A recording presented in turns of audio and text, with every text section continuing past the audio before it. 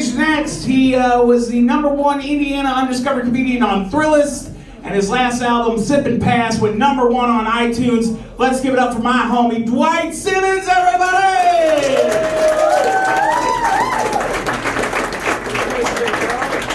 Yeah, keep it up for Alex, everybody! Big dog. Oh, this show's already so fun. Man, this room is not built for COVID. This is, I hope you were vaccinated, because if not, there's a wrap for your ass. It's a good show, but oh, at what cost? How's everyone doing? You guys doing all right? Yeah. Good? Man, I'm getting married in 2 weeks. Isn't that crazy? He said, oh no. Oh man, he's definitely not getting the blowjobs.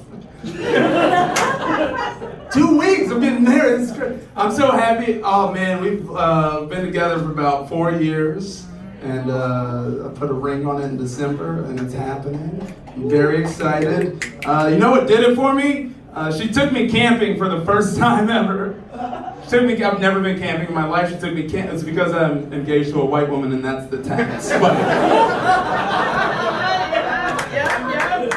I didn't know about the tax. You got to pay tax to date a white woman. It's becoming one with nature and a lot of kombucha, apparently. I'm a kombucha hoe now. This is what I do. I had never been camping. Actually, I went camping once with my Uncle Tommy when I was real young. He took me and my cousins camping, but it was like hood camping, which just meant we snuck into a campsite and slept in the back of a pickup truck.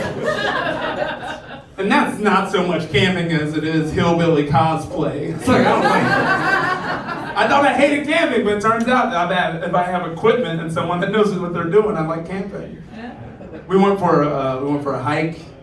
I like the hike. We went on a hike and we saw on the trail. I saw another black dude. I saw another black dude on the trail, and he was like, "Oh!" And I was like, "Ah!" And we were like.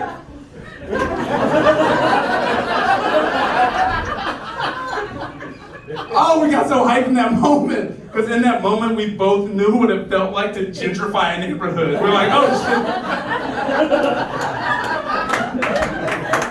The unbridled we're going to build an open air Boost Mobile right here. On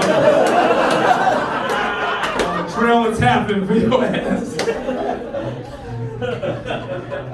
See, walking on nature, we're doing this. Happy, man. I'm a happy dude. I was watching that show Bridgerton. Y'all watch Bridgerton? Yeah. I said, ooh. Dudes are afraid because of that dude, Sean Page, and how sexy he is. You're afraid he's gonna say something about you if you woo about how sexy this dude is. This chocolate milk dud looking fucking sexy. I'm like, ooh, I'm touching my nipples? I'm just saying, this is a sexy. He looks like 5-year-old fucked a Kit Kat bar. This is a sexy little thing. I dig, and he says like sexy shit, right? He's just like making love. He's like, my loins have never. It's like your loins, your loins. I've never talked about I ate a pork loin once. I never brought up my loins in the bedroom. Like I don't have that type of game in the bedroom, right? Like the sexiest thing I've ever said to a woman in the bedroom is just, yeah.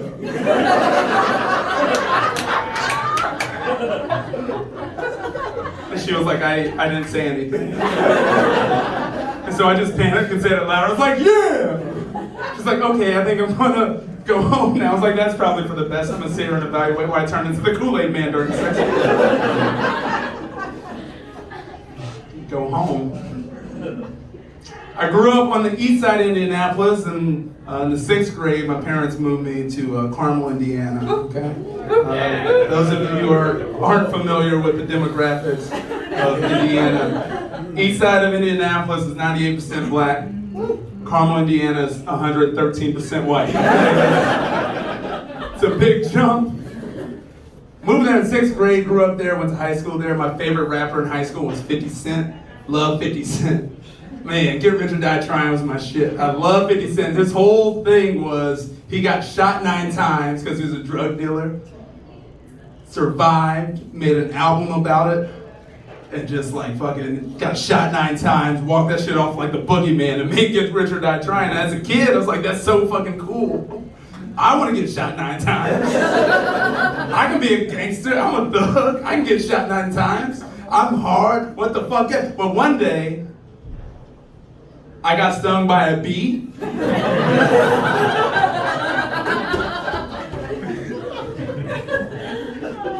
And I was like, maybe I'm just more of an Usher fan. I don't.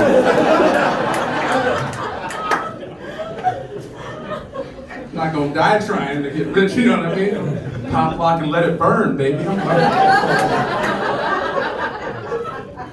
These are my confessions. My first time getting pulled over was in Carmel, Indiana. My first car was a '86 Sierra Cutlass Oldsmobile. We spent $670 for this. Paid cash. Sierra Cutlass, right? My shit, you could hear me coming from a go, go, go, go, go. It's like, oh, Dwight's almost to the party. This is go, go, go, go. How they get you in Carmel is that I've rolled through a stop sign, right? I've rolled through a stop sign. Like I tried to stop, but the Cutlass, the brakes, they had other plans. This $670 car. All my friends have like Beamers and Range Rovers. I'm in a Cutlass, get pulled over rolling through a stop sign. Cop walks up. First thing he asks is, "Sir, is this your car?" I'm in a Cutlass. This is my car. No, I stole this. I came to Carmel and said, why have a Range Rover when I can shake violently every time I get it up to 35 miles per hour? What are you talking about? He knew it was my car. I had pimp dice swinging and everything. A beer appeared. Oh, thank you. Is this you? I'm engaged, I can't. Maybe one last time. Okay. Stop that. Don't encourage this nonsense. I tried to tell my white friends at Carmel I got pulled over like unjustly, right? And they've never experienced that shit, so they're just like, I think you're overreacting. It's like I was in a Cutlass. I don't think it was $670. That's why I wish they taught Black history better so I didn't have to start from scratch with all my white friends. Trying to explain racism to a dude that went to my high school is like trying to convince a Proud Boy that the clitoris is real.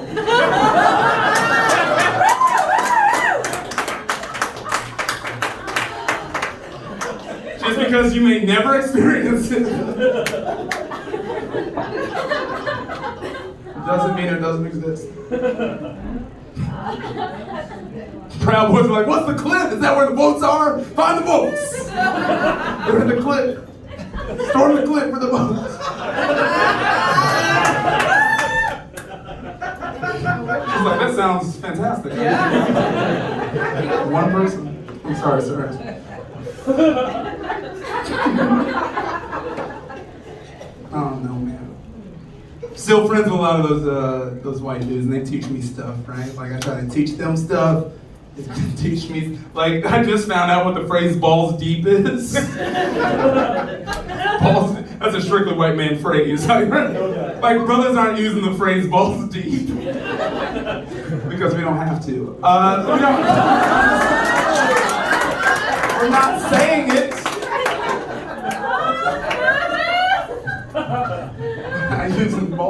I like the phrase balls deep because it's always said, like, ironically, it's never sexual. It's never sexual. Like, a dude will just be talking to you like, man, last night, I was balls deep in some chicken nuggets. You're like, what the fuck? Hands in the air, step away from the 20-piece, sir. That does not sound consensual. Don't like that at all. I feel like we're living in a time where like it's the first time that a black man can stand on stage and be like, I'm an atheist. Right? But that's never been, like being an atheist is just a white dude activity. It's like, throughout the entire history of the United States, a black man has not been able to not believe in God, right? You can't look back. There were no atheist slaves, right? Because black people historically have always needed God for hope. White people need God because of guilt. There's a difference, right? Black people say, Lord, help us, please, save us. And white people say, forgive us, Father, for we have sinned. We shouldn't have done all that shit. What did an atheist slave look like? They didn't know, oh, whew, it sure is hard being a slave. But thank goodness I've got my faith. And then another slave pops out like, well, actually, there is no God, so good luck at the auction tomorrow. I don't know what to say.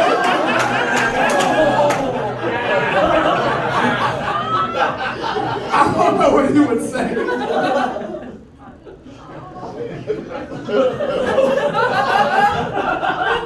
Couldn't have gotten through the civil rights movement without believing God. It was our God-given right to cast a ballot, to vote alongside the white man. Well, actually, both voting and God are man-made concepts. Made you to believe that you don't have any power, especially not black power. Good luck at the race riots tomorrow. You know what I mean? The dude doesn't exist. I walked past this group of kids and I saw one kid look to another kid, right? They were snapping, your mama this, your mama that. One kid goes, that's why your mama's got orangutan titties. That's awesome. That's God. That sixth grader didn't think of your mama's got orangutan titties. If you're in the sixth grade and you get hit with your mama's got orangutan titties, that means you gotta go home and do research. You gotta run home, you gotta look up orangutan titties, you gotta cross-reference with the mother's titties and be like, damn. My mom does have orangutan titties. My name's Dwight Simmons, thank you so much for joining us.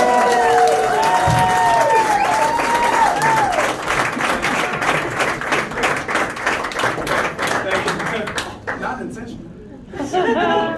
I think we all learned something today, and I want to thank Dwight Simmons personally for that. So give it up one more time for him. Hell yes. All right. Come to the stage next. This next guy is a favorite of mine. He's from Atlanta. He's recording his album June 19th, and he is downstairs right now.